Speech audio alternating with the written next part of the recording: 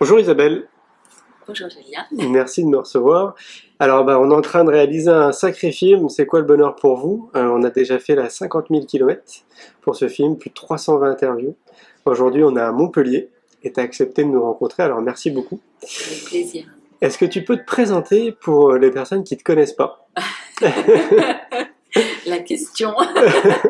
Question qui tue. La question, j'ai du mal. Ah oui? Oui, avec la question de la présentation, pour moi, elle est. Je me présente plus facilement silencieusement. D'accord. Alors, y trouver quelques mots quand même dans ma présentation.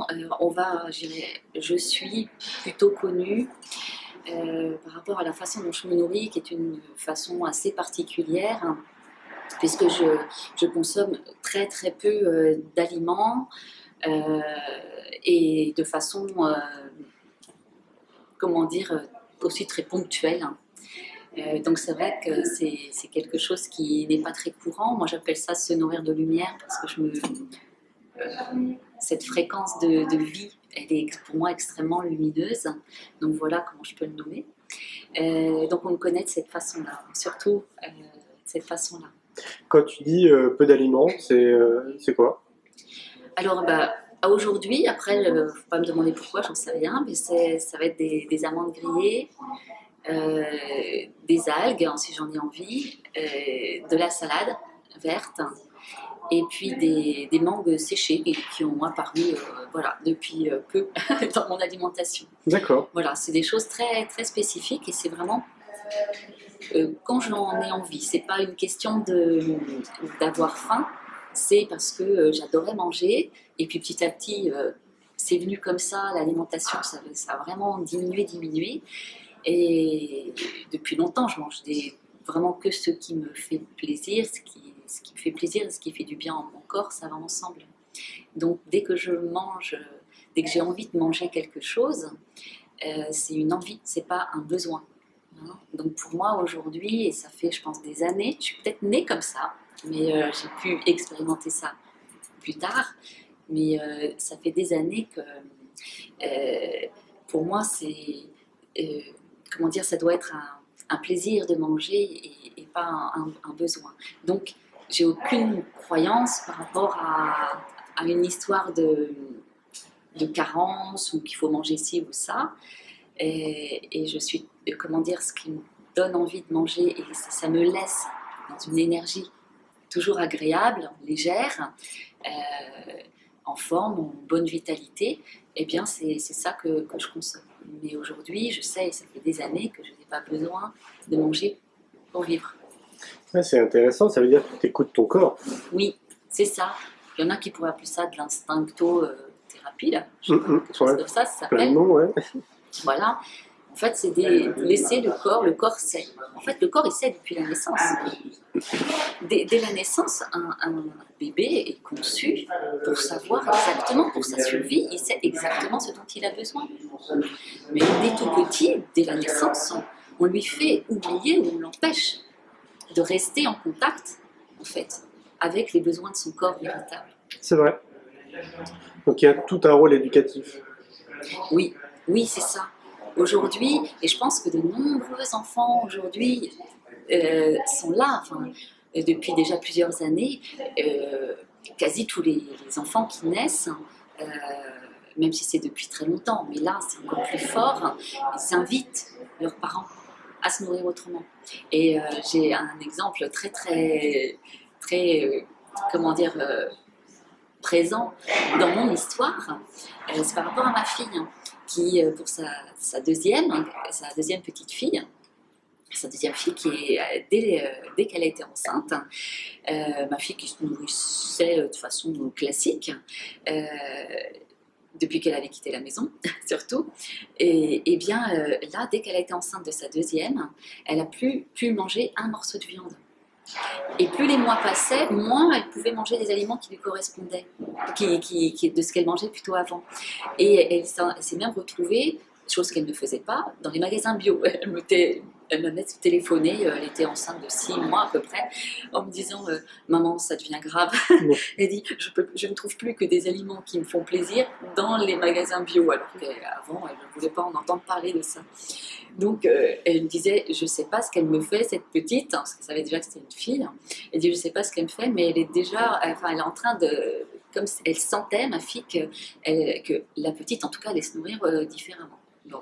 Quand elle est née, elle n'a pas eu envie de l'allaiter, que la première non plus d'ailleurs, donc elle lui a donné le biberon. Et chose étrange, c'est que cette petite, elle m'a raconté, ma fille au moins jusqu'à ses 2 ou 3 mois, dès qu'elle était dans mes bras, elle cherchait à téter. Alors que généralement, les bébés, les premiers jours, ils vont peut-être chercher, mais une fois qu'ils ont le biberon pendant quelques jours, après, c'est fini. Ils ne vont pas chercher le sein. Et là, elle continuait à chercher, au moins 3 mois après. Donc, c'était assez... c'est quand même... voilà. Et puis, au bout de 15 jours, donc, la première semaine, elle a pris le biberon quand même sans problème. Et après, elle s'est mise à hurler, jour et nuit, à rendre sa famille folle. Okay. Épuisés, au bout de 15 jours, 3 semaines, ils ont vraiment décidé, après avoir expérimenté des tas de lait maternisés classiques, et bien ils sont passés au lait de riz. Voilà, j'ai attendu qu'elle me demande conseil, ou sinon je ne dis rien. Et là, elle m'a, comment dire, elle était inquiète, mais je lui dis, écoute, essaie éventuellement du lait végétal, peut-être que, puisque tu as tout expérimenté, qu'est-ce que tu risques? Donc elle a osé, et en moins de 12 heures, ça a été terminé. Intéressant. En moins de 12 heures. Donc sa fille, c'est juste pour illustrer ce qu'on disait au départ, c'est l'enfant éduque les parents aujourd'hui. Si les parents veulent bien écouter les enfants, alors des enfants plus ardus que les autres, et je remercie cette petite fille d'être aussi perspicace pour montrer en fait à ses parents qu'il y a une autre aussi façon de se nourrir et que l'enfant sait. Mais c'est vrai que chaque enfant est différent, et dans la même famille, il y a un enfant qui va très bien accepter le lait de vache, manger des laitages, etc. Et d'autres pas du tout. Il y a des enfants qui vont adorer la viande et d'autres qui ne vont pas la supporter dès le départ. Et je connais quelqu'un de ma famille aussi, tout petit, il voulait manger que des yaourts. Et pendant plusieurs années, il voulait se nourrir que de yaourts. Donc ça nécessite quand même d'être à l'écoute de l'enfant. Ouais. Non seulement être à l'écoute, mais avoir confiance.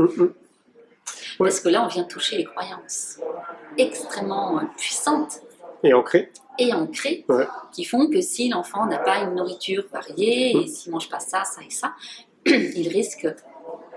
Ouais, alors c'est intéressant parce que ça remet en question aussi beaucoup de choses du coup, parce que ça remet en question l'alimentation, mais ça remet en question aussi l'éducation qu'on peut apporter à nos enfants. Ben oui. Je ne sais pas si tu es au courant, on a envie de créer une école, c'est l'école de la vie. Oui. Parce que voilà, l'idée c'est justement, je trouve que l'éducation nationale est totalement has-been.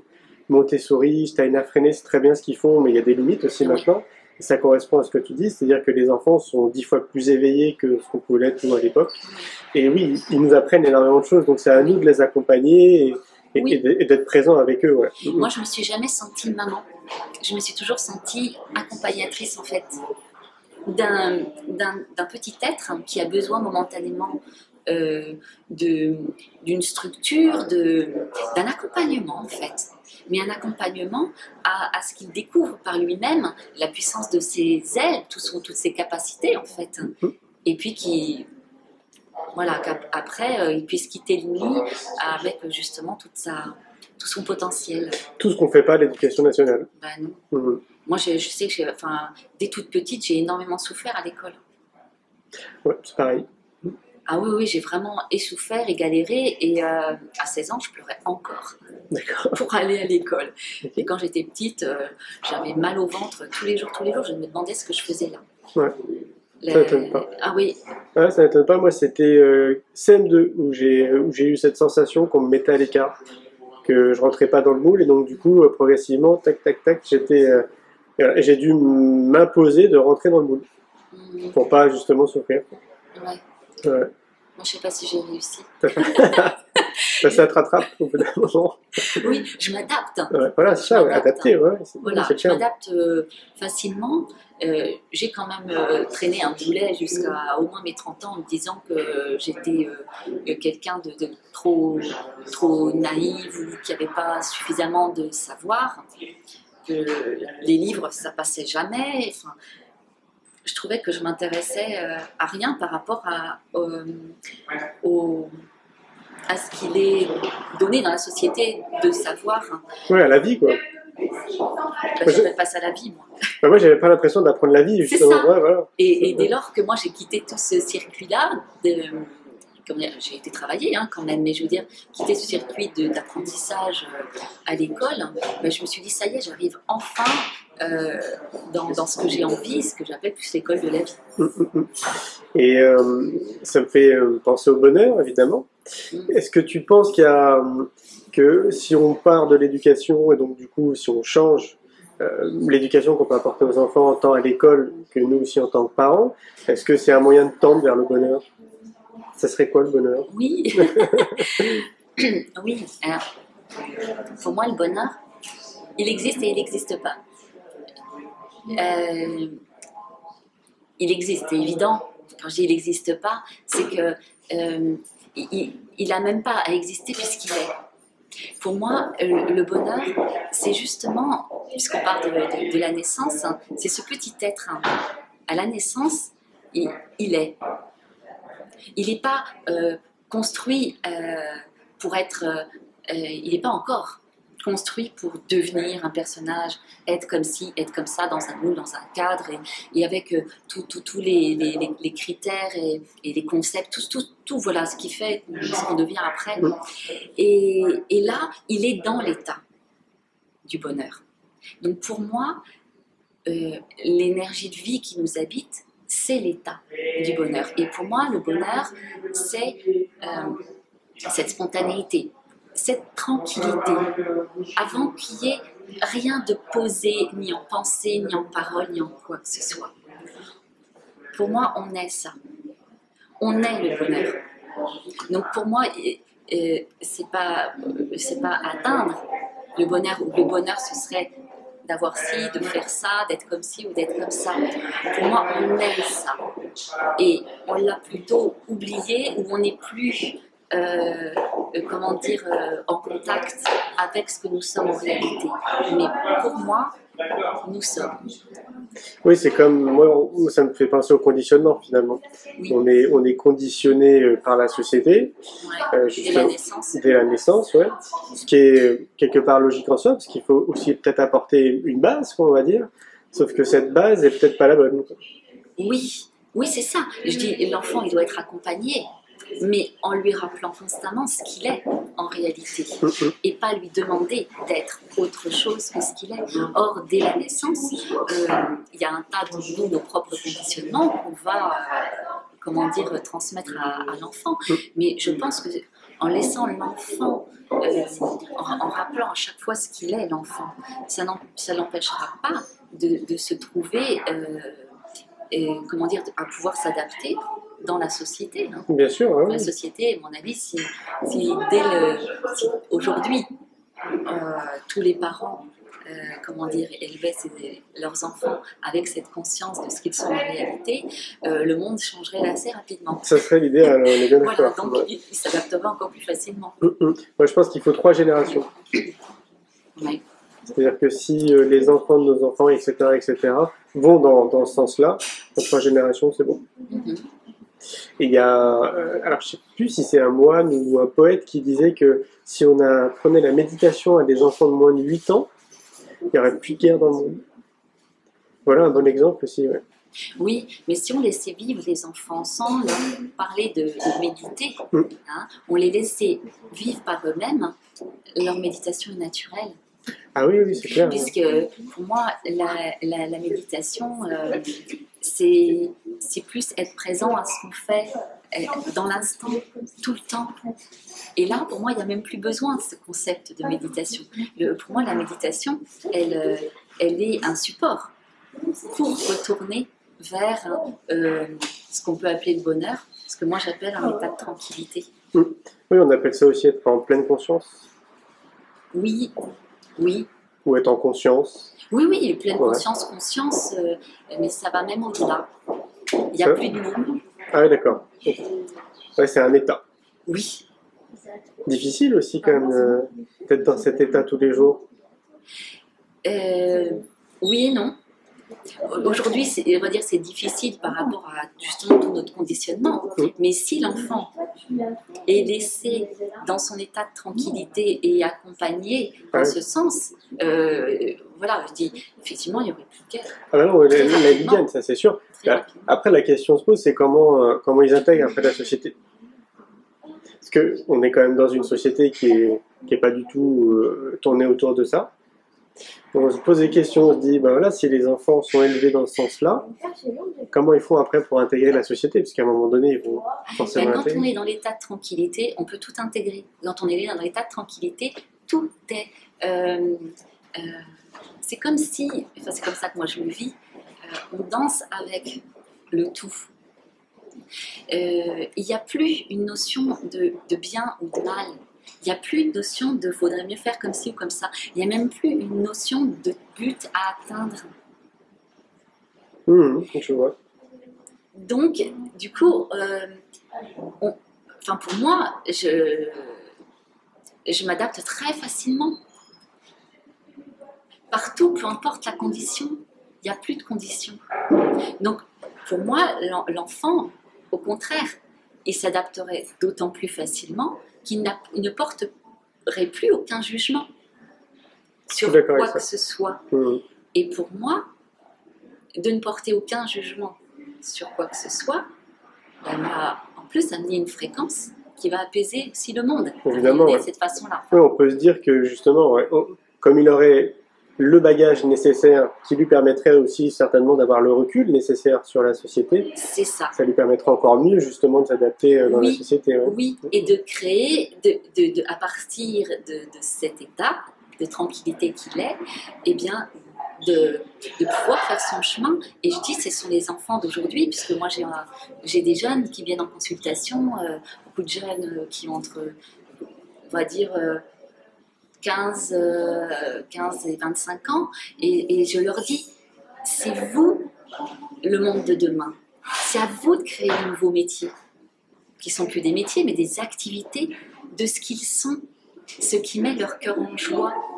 Et j'ai des tas d'autres personnes qui viennent me voir en consultation, qui, elles, sont, plus âgées. Après, il y a tous les âges qui viennent me voir. Mais, et je leur dis, c'est ce qui met votre cœur en joie, parce qu'on est venu justement, on est le bonheur en réalité. Donc le témoin, c'est pour moi notre cœur en joie. Ce qui met votre cœur en joie, c'est ce que la vie vous a donné à créer dans la matière pour vivre. Donc je dis aux gens, retrouvez ce qui met votre cœur en joie et vivez-le. Parce que pour moi, c'est je vis ma passion et j'en vis de ma passion. Pour moi, ma façon de voir, c'est la vie, elle est en nous. On est comme la vie est dans un pyjama, là, qui a cette forme-là, Isabelle aujourd'hui, j'appelle ça comme la forme que j'ai, c'est un pyjama dans lequel la vie s'est installée pour se manifester, pour manifester une part d'elle. Et donc, c'est très une image que je montre, mais enfin, que j'explique. Et la vie, elle peut être visible à travers notre pyjama.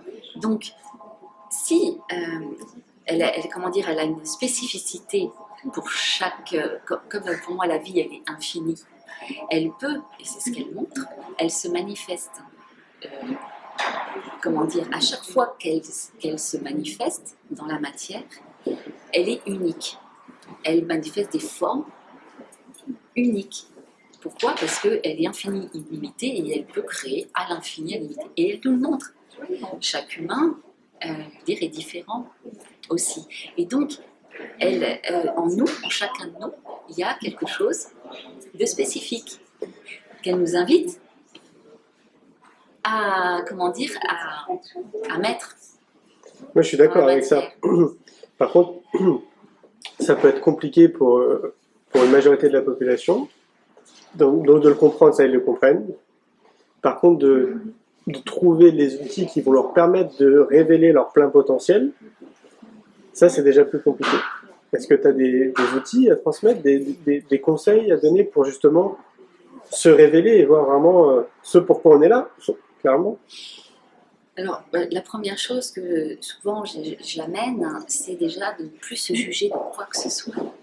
Ne plus se juger ni se comparer. Alors, pour arriver là, hein, patience, Chemin, ouais. c'est ça. Mais déjà ça, c'est une première. C'est vraiment des choses très importantes de regarder comment on peut se juger, regarder comment on peut se traiter, comment on peut se comparer, comment on peut se refuser, etc. La deuxième chose, c'est ça, c'est quand même assez simple, puisque je pose toujours la question aux gens, je dis, qu'est-ce qui met votre cœur en joie véritablement? Et je dis, mais comme si vous vous occupez de rien d'autre, euh, euh, comme si j'étais une petite fée avec une baguette magique. Là, je pourrais maintenant, euh, euh, comment dire, mettre dans la matière ce qui met votre cœur en joie. Et parce que souvent, mais pratiquement tout le monde y répond, hein. Mais les gens pensent que ils ne pourront pas en vivre de ce qui met leur corps en joie. Quand ils disent, bah, moi j'adore marcher dans la nature, c'est pas ça qui va me faire vivre. Si, Bah oui. si, parce qu'il existe. Moi, j'écris des livres pour témoigner de tout ça. C'était extrêmement simple. Mais il y a des tas de situations, en fait. Tout est possible. Tout est possible. Et dans ce que je vis, au moins depuis que j'ai quitté mes parents, les expériences que je fais, je trouve ça extraordinaire. Il suffit de, comment dire, c'est même pas une question d'avoir dans la conscience, la foi en conscience, je dirais. Il n'y a même pas besoin. Mais je vois que en fonction de ce qui met mon cœur en joie, enfin, je vais prendre un exemple qui n'est pas évident en plus. Je veux dire, pour plusieurs choses, mais j'ai travaillé pendant de nombreuses années dans une grosse boîte qui s'appelle EDF, hein.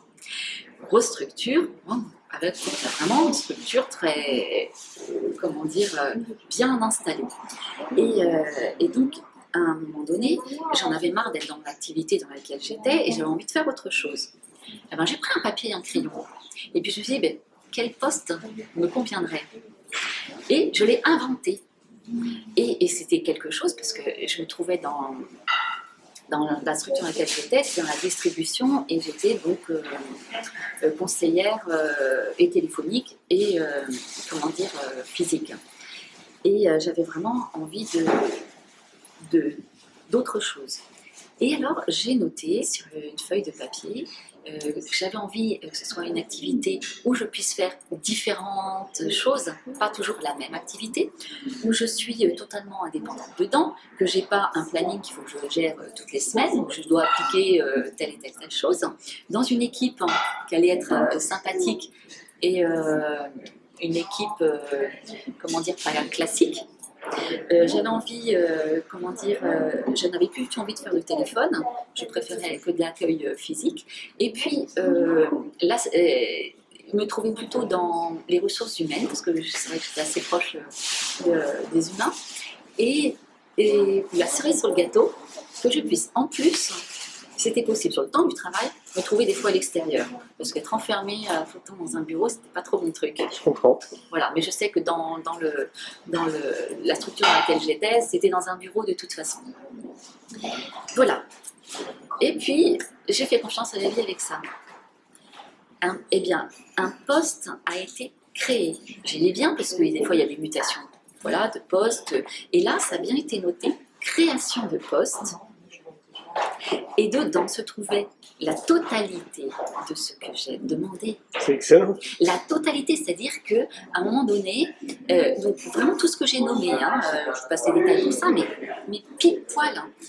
Et je faisais des remplacements en fait pour différents services, donc j'ai pu aller vaquer à différentes activités et puis remplacer même quelqu'un de temps en temps ou qui allait chercher habituellement des documents de droit dans le centre-ville, et donc pour le service juridique. Et donc, quand l'autre personne n'était pas là, c'est moi qui y allais.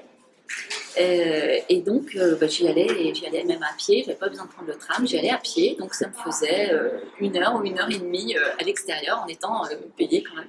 Un vœu exaucé, quoi. Complètement. Mais ça, c'est un exemple. Mais j'en ai plein. Okay. Plein dans ton entourage, de personnes que tu rencontres dans ton activité, c'est ça? Aussi, ouais. Mais plein pour moi, pour toi, ouais, d'accord. D'abord, okay. Et puis pour des personnes qui peuvent témoigner. Dès que je témoigne de ça, je suis sûre que tous ceux qui écoutent ce que je suis en train de raconter, là, ils en ont au moins un exemple. Oui, ça c'est sûr. Ouais. Après, à mon sens, ça me paraît trop résumé, enfin trop simpliste de se dire que voilà, je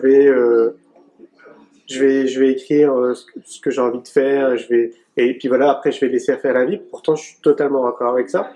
Mais moi, ce que je vois, c'est qu'il y a quand même, c'est une multitude de petites choses à mettre au quotidien qui va faire que justement, ça va te permettre peut-être de réaliser cette chose-là. Peut-être que toi, à l'époque, tu étais déjà peut-être très optimiste, très positive aussi dans tes pensées, dans ta façon de voir les choses. Parce que ça, par exemple, les pensées, à mon sens, c'est aussi quelque chose qui va créer ton univers et qui va peut-être justement après matérialiser dans la matière ton souhait. Tu vois? Oui, alors je suis pas née comme ça, je suis peut-être née, si, on est tous nés comme ça, je veux dire quelque part, mais après j'ai été construite autrement. Et le côté optimiste, non, je pense qu'il est arrivé après, et surtout justement après avoir passé, je crois que j'ai vécu quasi 10 ans dans la dépression. Et j'ai vécu des très très grosses dépressions avant justement que ça se termine. Et j'étais au fond du fond. J'avais même pas envie de me relever d'ailleurs. Et j'avais qu'une envie, c'était de mourir. J'avais plus rien à faire ici. De toute façon, je crois que j'avais jamais rien à faire ici. Et j'avais aucun sens à la vie et plus rien. Et pourtant, j'avais une fille à charge. Je vivais seule avec elle et je l'élevais donc seule. Et donc j'ai été en dépression vraiment très profonde. J'ai frôlé la folie. J'ai vraiment basculé, j'ai bien vu le fil qui m'amenait vers la folie. Est-ce que je reste d'un côté ou je vais de l'autre? Et je voyais que j'avais tout à fait la possibilité de. Et j'ai vu pendant toutes ces années, grâce à ces années de grosse dépression, je me suis rendu compte que j'étais dans la dépression, mais je la refusais. Donc c'est comme si j'essayais de m'accrocher tout le temps au rideau ou à quelque chose et je me laissais pas vraiment tomber. Je dis pas qu'il faut se laisser tomber au fond forcément. Hein. Alors j'ai jamais pris un médicament pour. Hein. Je me suis vraiment laissée vivre. Et en fait je suis sortie de cette dépression le jour où j'ai, alors ça va peut-être choqué, mais le jour où j'ai accepté, où je l'ai accepté pleinement, que j'ai arrêté de me juger. Parce que je disais, je suis une mauvaise mère, je suis toujours en train de pleurer, j'ai plus le goût à rien, etc. Qu'est-ce que je suis en train de montrer à ma fille? Et puis pour mon boulot aussi, parce que je suis toujours en arrêt, donc qu'est-ce que je représente, etc. Et quand j'ai accepté que peut-être la vie qui m'habitait, elle était là pour être la dépression. Je ne sais pas si, ce que je veux dire, être la dépression, eh bien, que j'accepte. C'est pas je veux être comme ci ou je veux être comme ça. Pour moi, c'est ça le bonheur. C'est pas être tout sourire ou être tout beau et que. Voilà, c'est ça. Et d'accueillir ou d'accepter ce qui est. Et du jour où j'ai accepté justement cette dépression dans sa totalité, eh ben, peut-être que jusqu'à la fin de mes jours, l'expression de vie qui m'habite, c'est l'expression dépression. C'est ni bien ni mal. C'est ce qu'on appelle aussi du lâcher-prise. Oui, mais moi, le lâcher-prise, j'en ai tellement entendu parler. Oui, mais lâche-prise. La culpabilité que je me suis ramassée derrière, parce que je ne sais pas comment faire. Ouais. Que oui, c'est bien, je vais mal, hein. On n'arrête pas de me dire lâche-prise. Et même ça, je ne suis pas capable de faire. Ouais. Et ça, il y a une espèce de morale aussi derrière ça. C'est intéressant parce que c'est un vrai message d'espoir, ce que tu es en train de nous expliquer. Oui, et je sais que je rencontre de nombreuses personnes qui vivent des dépressions et je dis que c'est un bonheur. Parce que la dépression, justement, c'est enlever la pression. Et si on a une pression trop forte, c'est que le chemin qu'on est en train de suivre, il ne convient pas du tout à ce que nous sommes. Et donc, ça permet, la dépression, elle est une invitation, et elle est plus qu'une invitation, parce que pour moi, je dis qu'au niveau cellulaire, c'est une déprogrammation, pour justement vivre autre chose. Donc moi, j'ai des gens qui viennent me voir qui sont en dépression, ce qu'ils appellent la dépression, je leur dis, génial, c'est vrai, parce que c'est une bascule qui va amener vers autre chose. Et moi, ça m'a complètement aussi fait basculer. Et donc, d'accepter d'être ce qu'on pourrait appeler au fond de la piscine, eh bien, m'a fait comme renaître. Vraiment comme le phénix qui renaît de ses cendres. Quand on accepte comme de mourir, eh bien, après, la nouvelle naissance, elle a plus tous les repères, elle a plus tous les concepts, elle a plus toutes ces boîtes dans lesquelles on s'enferme, on s'est enfermé. Ça n'a plus prise. Ah oui, je suis entièrement d'accord avec ça. Donc c'est pour dire que non, j'ai pas grandi dans une famille positive, avec de la conscience, avec de la spiritualité, rien du tout, rien. C'est vraiment, pour moi, jour après jour, dans ce rien du tout, dans ce vide, dans ce no man's land, que c'est vraiment ça que je dirais que ça a poussé. Et c'est pas en apprenant quelque chose à droite et à gauche non plus, c'est avec mon quotidien. Quand on est dans le plus rien du tout, plus de jus, plus envie de rien, et ben il n'y a plus rien à quoi se raccrocher. Alors je dis, si peut-être je me suis pas raccrochée, je me suis dit un jour, alors peut-être un support, c'est bon, trouver une chose par jour, entre guillemets, positive dans ce rien. Et pour moi, j'ai commencé à prendre donc un agenda et à essayer d'écrire quelque chose de positif dans ma journée le soir avant de dormir. Et ça a été aujourd'hui, j'ai vu le ciel. Parce que tout était gris. T'étais où? Avant. À Nantes. À Nantes. Ouais. Donc, dans la dépression, tout est en noir-blanc ou gris. Hein, pour moi, c'était ça. Comme si j'étais dans une cave où il n'y avait quasi plus de lumière. Et là, c'était... Ah, j'ai vu le ciel. Donc, je reprends contact avec l'extérieur, qui est aussi du coup une partie de moi. Puis après, c'était je vois le ciel bleu, je commence à avoir de la couleur. Mais au tout début, c'était un mot que je mettais. Mais c'est vrai, mettre un mot, c'est quand même important. Oui, il y a un thérapeute qui le dit, de mettre aux 3 kiffs par jour, tous les jours. Ah oui. Ouais. Je trouve ça intéressant parce que ça te permet justement de voir que finalement dans la journée, il s'est passé plein de choses positives. Oui, oui, parce qu'au bout de plusieurs mois, je pouvais remplir une page. Voilà, c'est ça, ouais. Ouais, c'est un vrai message parce que j'imagine que ça concerne énormément de personnes. Oui. Tout en partant du postulat qu'il y a justement beaucoup de personnes qui travaillent de manière purement alimentaire et qui ne sont pas justement dans un métier qui les élève, on peut dire oui, spirituellement comme on veut, mais en tout cas qui correspond vraiment à ce qu'ils sont. Oui, alors moi j'étais dans un travail purement alimentaire. Et ce travail purement alimentaire, je l'ai quitté, j'ai pu le quitter que le jour où j'ai été totalement en paix avec ce travail alimentaire. Ah, ça ne m'étonne pas. Donc, quand je n'ai plus voulu partir, parce que je voyais plus ce que j'avais, parce que je trouvais inintéressant ou que je ne pouvais pas être ce que je suis en réalité. J'ai essayé une première fois. J'ai quitté, j'avais la possibilité, grâce à cette entreprise, de prendre une année sabbatique. J'ai pris cette année en me disant, cette année sabbatique-là, je l'avais prise en me disant, je ne remettrai pas les pieds. Parce que je me disais, je ne peux pas être vrai, je ne peux pas être ce que je suis dans ce milieu. La vie m'y a ramené merveilleusement bien un an après. Au fil des mois, j'ai bien senti que je n'avais pas terminé. D'accord. Et en fait, c'est comme la dépression. Que lorsque je me suis trouvée en totale paix, tranquillité, avec le fait que, ok, je suis là, c'est un travail alimentaire. Et comment est-ce que je peux être vrai, être moi-même dans ce travail alimentaire? Et pour moi, j'ai comment est-ce que je peux rester le cœur en joie et même me ressourcer? Il suffit de, entre guillemets, se poser la question à l'intérieur de soi, et la réponse va venir. Parce que pour moi, s'il y a la question, c'est que la réponse existe déjà. Sinon, il n'y aurait pas la question. Eh bien, je vais prendre quelque chose de très, très, comment dire, concret aussi. Comme j'avais été en dépression de nombreuses fois les années précédentes, ben, j'étais arrivée dans un placard. On m'avait mis dans un placard. Donc je faisais des activités qui étaient somme toute pas très intéressantes, enrichissantes, et qui, si j'avais envie comment dire, de nourrir mon mental un peu égotique, je me suis dit, c'est vraiment pas valorisant. Mais, je dis, c'est très bien, parce que c'est une activité qui me permet, à côté, en sortant de là le soir, d'avoir suffisamment d'énergie, puisque je ne me suis pas épuisée au travail, pour faire ce qui me fait plaisir. C'était déjà quelque chose de très intéressant.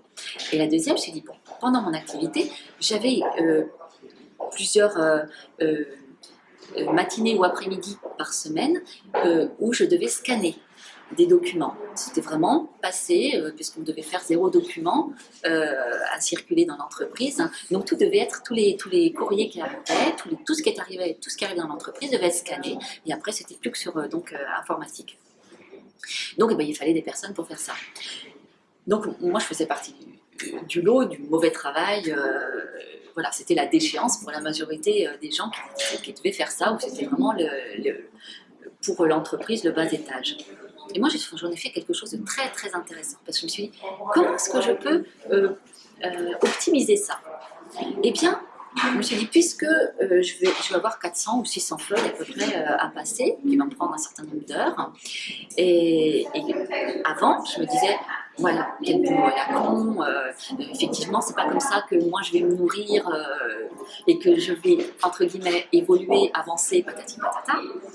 Eh bien, l'idée m'est venue, dès lors que je me suis posé la question.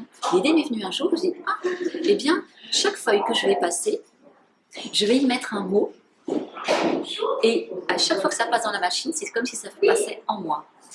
Et j'ai commencé, et je dis, amour, paix, joie, tranquillité, abondance, plaisir, bonheur, et allons-y. Et 600 comme ça, il me fallait au moins 4-5 heures pour faire ça. Ouais. Et bien pendant 4-5 heures, vous n'imaginez pas comment je rentrais chez moi. J'étais nourrie. Un autre, pour qu'il n'y en ait pas qu'un, parce que c'est comme ça que j'ai quitté l'entreprise en fait. Donc je me trouvais au courrier, d'autres jours j'avais une activité courrier, et là on recevait des fois le matin 100, 200 accusés réception. Donc des recommandés avec accusés réception qu'il fallait tamponner et signer. Là aussi, on disait, quel boulot à la con. Hein, faire ça toute la journée, c'était pas valorisant. Oui. Eh bien, qu'est-ce que j'ai fait? Chaque tampon et chaque signature, je remerciais la vie. Et j'envoyais comme de la gratitude, comment je dirais, un rayon de mon cœur à l'entreprise à qui ça allait repartir. C'est intéressant, oui. Eh bien, j'avais du bonheur à tamponner et à signer, comme on pourrait dire en conscience. J'étais là, dans le présent. Donc, c'est des activités, et on peut tous faire ça. Même derrière, dans une machine où il y a une usine, etc. Pour moi, la machine, c'est pas une machine, déjà. C'est vraiment une énergie, pour moi aussi une énergie d'amour, avec qui on peut échanger. Oui, je suis d'accord avec ça. Après, c'est vrai que c'est, une fois de plus, pour une majorité de la population, c'est compréhensible. Ils vont dire, mais oui, je pense que tu as raison dans ce que tu dis. Après, la difficulté, c'est de l'appliquer dans son quotidien. Et moi, je reviens à chaque fois à cette conclusion. C'est encore une fois de plus une question d'éducation, parce que la majorité des personnes qui sont d'éducation nationale, aidées par leurs parents, font en sorte de les envoyer dans un travail qui ne correspond pas du tout à ce qu'ils sont. Parce qu'on leur dit, voilà, il faut que tu fasses bac plus 5, bac plus 7, bac plus 8, etc., que tu sois avocat, cadre, machin, parce que c'est génial, c'est comme ça dans la société. Mais au final, ils ne sont pas du tout dans ce qui les anime profondément. C'est ça, ils savent des tout petits. Et voilà, c'est ça. Alors, t'imagines, toi, le trajet que tu as fait, on ne peut pas considérer que ça soit recommandable. Si on pouvait éviter la dépression, ça serait bien. Quand même. Oui, ouais, bien sûr. Ça. Et je me dis que pour les personnes qui sont dans cet état, alors en dépression, pas bien dans leur job, etc., ils vont se dire, oui, c'est vrai, tu as raison, il faudrait que j'essaye de trouver quelque chose qui aille dans ta direction, mais comment leur apporter un déclic? Peut-être que ça va leur apporter un déclic quand ils vont t'entendre. Je pense déjà, puisque dans mes consultations, les personnes qui viennent en dépression, pour dépression et des fois importante. Hein. Il n'y a pas 3 séances et c'est terminé. D'accord. Il y a vraiment quelque chose qui se passe. Génial. Et parce que déjà, pour moi, et ça c'est justement l'essentiel, c'est que dès tout petit, on leur demande d'être autrement que ce qu'ils sont. Et moi, je leur dis, mais vous êtes parfait comme vous êtes. Et c'est dans cet accueil-là prioritaire que petit à petit, il y a quelque chose qui va venir d'eux-mêmes. Je comprends qu'un support extérieur puisse être intéressant, servir et faire peut-être que ça aille plus vite. Mais en quoi ça peut être intéressant que ça aille plus vite? C'est clair. Et que s'ils sont en dépression ou pas bien, parce que j'en ai aussi beaucoup qui viennent me voir, qui sont justement pas bien dans leur travail. Et que, comme moi je pouvais être, et qui disent oui, franchement, voilà, ils aspirent à se retrouver avec d'autres personnes qui sont dans la même mouvance, ou voilà, qui pensent comme toi et moi aussi. Et moi je leur dis, et je pense à cette notion-là, je dis, à la lumière justement, je dis, mais vous êtes dans la conscience, parce que je rencontre des personnes qui sont dans cette conscience, dans tous les métiers, à n'importe quel poste. Et je trouve ça extraordinaire. Parce que justement, je leur dis, et ça leur ramène, enfin, je dirais ça, leur petite veilleuse devient un magnifique feu. Rien quand je leur dis ça. Donc, je leur dis, là où vous êtes dans la conscience, vous êtes dans une certaine conscience, donc vous êtes conscient de la lumière que vous portez. Mais si je vous place, vous allez là où vous aimeriez aller, c'est-à-dire avec plein d'autres lumières. Vous allez être une lumière parmi toutes les lumières. C'est vrai que c'est agréable, ici on a de la lumière déjà, mais là où il y a de la lumière ou en plein jour, si j'allume une bougie, on ne va pas vraiment la voir. Elle va pas avoir son utilité, la bougie, en plein jour. Par contre, si j'allume une bougie dans une pièce qui est obscure, elle va avoir une très grande utilité. Elle va énormément éclairer. Si je mets une petite lumière et la bougie va moins éclairer. Elle éclaire toujours autant, bien sûr, mais elle va être moins utile s'il y a une autre lumière qui est déjà là aussi. Donc, pour toutes ces personnes qui sont dans la conscience et qui sont dans un endroit comme moi où je pouvais être, où je me disais, bah, c'est pas là que je peux vraiment m'épanouir, eh bien, je dis moi que la vie a placé de façon absolument merveilleuse les êtres qui sont dans la conscience, qui sont une lumière, qu'ils reconnaissent leur propre lumière et qu'on les place dans des endroits où il y a l'obscurité, justement. Entre guillemets, ce qu'on appelle l'obscurité, c'est-à-dire les gens qui ne sont pas encore véritablement dans la conscience. Parce que justement, ils vont être une lumière qui va servir utile. Et si ils veulent bien, accepter de reconnaître, pas attendre que ce soit reconnu de l'extérieur, mais reconnaître eux-mêmes qui sont cette lumière qu'ils portent et que même s'ils font une activité d'être disciplinée, ce qu'ils portent est une vibration qui va toucher les cellules de tout leur environnement et ça va avoir son importance. Même si dans les apparences ça ne se voit pas parce que les appas sont rances. Il ne faut pas se fier. Ouais. Mais et quand j'en parle aux gens qui justement viennent, on dirait je veux quitter absolument mon boulot, mais quand je leur ramène de cette façon-là, je pense sincèrement, parce que moi j'en ai fait aussi l'expérience, toujours à EDF, ça a modifié mon service. Ouais, ça le service pas. dans lequel j'étais, sans ouvrir la bouche. Ça m'étonne pas. Bah, Gandhi disait très bien, hein, soit l'exemple que tu veux voir dans le monde, ou incarne le changement que tu veux voir dans le monde. Ouais. Oui, ça c'est, j'en suis persuadé aussi. C'est une vraie démarche, à mon sens personnel, mais une fois que tu as le déclic, c'est bon. Ça c'est sûr que tu rayonnes autour de toi. Ouais. Oui, une fois qu'on a le déclic, c'est bon. Oui et non, parce que, je veux dire, des mouvements comme ça, j'en ai eu, mais plus tout au fond, remonter tout au fond, non. Je suis allée de moins en moins profond. Il y a comme quelque chose qui m'a amené petit à petit à la surface. Mais petit à petit, moins j'ai jugé ces états de descente au fond, et plus je me suis retrouvée, je veux dire, à une espèce de surface. Mais je comprends que ce soit important la notion de concret, de donner comment dire, des supports. Il y en a des multitudes aujourd'hui, je trouve ça extraordinaire d'ailleurs, parce que du coup, chacun peut trouver ce qui va lui parler parce qu'il y a un panel extraordinaire. Et en même temps, ce que j'ai envie de dire, c'est on peut aussi avec rien.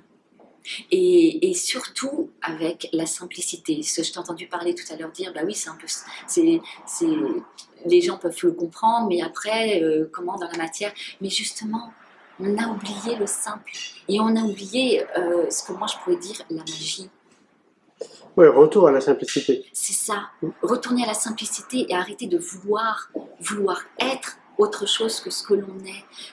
Parce que c'est ça qui amène la souffrance et qui nous fait nous éloigner de ce que nous sommes en réalité, ce bonheur, cette tranquillité. Oui, surtout que la société nous ferait croire qu'on est heureux parce qu'on possède. Oui. Alors qu'on est très très loin de tout ça. Quoi. Oui, complètement. Je suis d'accord. Donc ça serait un retour aux sources quelque part. Il faudrait revenir comme la famille Ingalls. Avoir non mais c'est vrai quelque part le potager, être tranquillement dans la nature, avoir ses vaches, ses moutons. Moi je pense, parce que quand tu regardes même l'agroalimentaire, toi qui es quand même, tu vois, ça te donne pas envie quoi. T'as pas du tout envie de manger. Non, mais pour moi, voilà, c'est ça, c'est retourner à la simplicité. Alors, c'est vrai que comment je suis connue, moi, c'est plus par rapport à l'alimentation, justement la non-alimentation, mais j'ai jamais autant parlé de l'alimentation depuis que, justement, je me nourris comme je me nourris. Et pour moi, retourner à cette simplicité, c'est ça, le corps, si on l'écoute vraiment, il va attraper une pomme dans l'arbre, il va attraper une carotte, je veux dire, elle peut même être essuyée sur l'herbe mouillée, je veux dire, et manger comme ça. Évidemment. Mais il n'y a même pas besoin de râper quoi que ce soit. Et le corps, il remercie fabuleusement par beaucoup de vitalité, justement, cette simplicité-là. Tout à fait, oui. Comme je dis aussi, maintenant, on arrive à manger avec... comment dire, on est dans un super restaurant ici aussi, mais avec 3 ou 4 couverts. Ouais. Manger avec les doigts, il n'y a rien de mieux. Ouais, comme en Inde. Oui, j'ai regardé les enfants. Pour moi, c'est les enfants qui vont nous enseigner, réenseigner la simplicité, la spontanéité et l'instant présent, donc c'est le bonheur. D'ailleurs, on voit bien quand on regarde les enfants. Quand les adultes veulent bien regarder les petits-enfants, les adultes sont comme ça. Ah oui, non, mais c'est sûr. C'est sûr. Ils reprennent contact avec le bonheur. Tu as entendu parler de la permaculture? Oui. Ouais, tu vois à peu près ce que c'est. Oui. C'est un retour aussi aux sources quelque part, parce que c'est favoriser l'écosystème et justement observer comment la nature agit et puis reproduire ce que la nature fait de manière tout à fait naturelle. Quoi. Oui. Donc on n'est plus par exemple sur les potagers en randonnion, tu sais, avec les tomates ici, les oignons ici, mais voilà, tu peux retrouver une salade ici, des tomates ici. C'est ça. Et là, pour moi, c'est ce qu'il y a de mieux. Oui. Parce que c'est justement, tu as juste à cueillir, hop, et puis à manger. Quoi. C'est ça. Pour moi, je veux dire, il faut, pour moi, la permaculture est le support parfait pour retourner à la nature, parce que pour l'instant, tout est dénaturé. Donc effectivement, si du jour au lendemain, on laisse la nature reprendre ses droits, elle basculerait d'abord vers une autre extrême, tellement elle a été contrôlée, manipulée, etc. Elle irait à l'inverse et ce serait une invasion. Donc c'est effectivement le support parfait de transition pour que la nature puisse reprendre son cycle, qu'elle puisse reprendre elle-même en fait, qu'elle puisse se réguler par elle-même. Voilà, on a encore besoin du coup de la permaculture et la main humaine pour lui permettre à la nature elle-même de reprendre en fait sa vraie intelligence en fait et qui nous nourrirait tous. Tout à fait, quand on sait que l'aliment est notre premier médicament, on a tout intérêt justement à commencer à s'intéresser à tout ça et observer tout ça de très près et se dire bon... Et que l'aliment redevienne plus qu'un médicament. Exactement, bah oui. Et se dire, mais qu'est-ce qu'on mange quoi? Se poser la question, qu'est-ce qu'on mange? C'est vrai. Est-ce qu'il y a des citations qui t'ont inspiré jusqu'à présent, que tu as envie de transmettre? Une citation que tu as retenue et tu t'es dit, ah, ça c'est chouette. Non. Non, il n'y a rien de particulier. Non, j'ai pas de citation. J'ai pas de citation D'abord, parce que je crois que je ne les connais pas. Ok. Voilà, je ne les connais pas. J'ai très peu de lecture, hein, j'ai très peu lu. Je me suis pas intéressée à, je dirais, à grand chose d'autre. Alors, j'ai culpabilisé pendant longtemps. Ça a été un boulet pour moi pendant longtemps. Et aujourd'hui, je dis, tout est là, dans mon environnement, de ce que j'ai besoin, si j'ai besoin de savoir quelque chose. Sinon, j'ai la connaissance, elle est là. Tu écoutes ton corps à 200%. Je ne sais pas si je l'écoute à 100%, mais en tout cas, c'est le chemin qui me convient le mieux et qui me touche le plus. C'est cette richesse. Oui, cette richesse est partout, là où on se trouve. Et grâce au fait que je me sois trouvée aussi, pas que dans la dépression, mais dans une précarité financière importante qui m'a valu me trouver 3 fois dans la rue, je pense que j'ai... Et en même temps, j'ai côtoyé des gens qui avaient aussi beaucoup d'argent ou qui pouvaient faire ci et ça, comme spirituellement, s'en aller dans des pays ou dans des lieux sacrés, etc. J'ai rouspété après la vie, plusieurs fois en me disant « Ouais, c'est pas juste », et c'est ce qui m'a amené là où je suis aujourd'hui d'ailleurs, je crois, de dire « Hey, il paraît qu'on est tous égaux, c'est pas vrai », quand je vois toutes ces... comment dire, cette disparité, là, c'est pas normal. Hein. Et je me suis dit, c'est pas vrai tout ça, c'est faux. Mais si on est tous égaux, montre-le-moi. Je demandais à la vie vraiment de me le montrer. Et à partir, alors j'ai râlé après la vie comme ça, je devais avoir 28 ans. Et la vie me montre jour après jour, en fait. Et il n'y a pas besoin, bien sûr, je dis qu'il n'y a pas besoin d'argent. Si, mais pas prendre l'argent comme... Voilà, pour moi, l'argent, c'est une fréquence hein, aussi énergétique. Ouais. Énergétique, voilà. Mais je veux dire, pour parler, puisque je côtoie quand même pas mal de ce monde-là, justement de cette proximité plus vers la nature ou ce qu'on pourrait appeler la spiritualité, l'éveil, etc. Il n'y a pas besoin d'aller à Pétaouchnok pour le vivre. Tout est là. Tout est là. Et quand on parle, moi aussi, pour vous nourrir, comme vous vous nourrissez, de lumière, etc., il vous faut un endroit pur, vous vivez où, etc. Et moi, j'ai vécu en pleine ville, Nantes, pendant des années, et j'étais toujours à pied ou à vélo. Donc, la pollution de la ville, je l'ai connue. Mais est-ce que j'ai envie d'adhérer à cette pollution en me disant « Ah, je suis en train de m'intoxiquer, il faut que je mette le masque et tout ça ?» Ou alors, je me suis dit « Mais j'ai la capacité. Il suffit de respirer et hop, j'imagine un filtre qui rend l'air pur comme celui de la montagne et point final. » Mais c'est ce qui s'est passé, c'est ce qui se passe. Et pour tout, c'est comme ça. Donc j'ai perdu le fil du coup d'où je suis partie pour... Non, c'est très bien parce que finalement c'est un message une fois de plus que tu es en train de transmettre. Oui, de simplicité. De simplicité, ouais. C'est ça. Il n'y a pas besoin d'avoir de l'argent, de l'argent pour de l'argent en plus, on va dire, pour pouvoir accéder à telle ou telle chose. Que dans ce que l'on est, dans ce que l'on vit, dans l'instant, tout y est. Et donc, c'est ce que je disais, oui, on parlait par rapport à cette façon dont je peux me nourrir. Je disais, mais je me nourrirai. Pour moi, ma nourriture, elle n'a pas une condition extérieure, comme le bonheur. Le bonheur, c'est pas une condition extérieure. C'est pas à condition de. Donc c'est pas si j'ai du soleil, si je suis dans la campagne ou si je suis dans la montagne que je peux me nourrir correctement. Non, en pleine ville, au milieu d'une décharge ou n'importe où, si je reconnais que je suis la vie. Ouais. Tu prêches un convaincu. Je suis bien d'accord. Ouais. Tu fais beaucoup de conférences ? Ça dépend.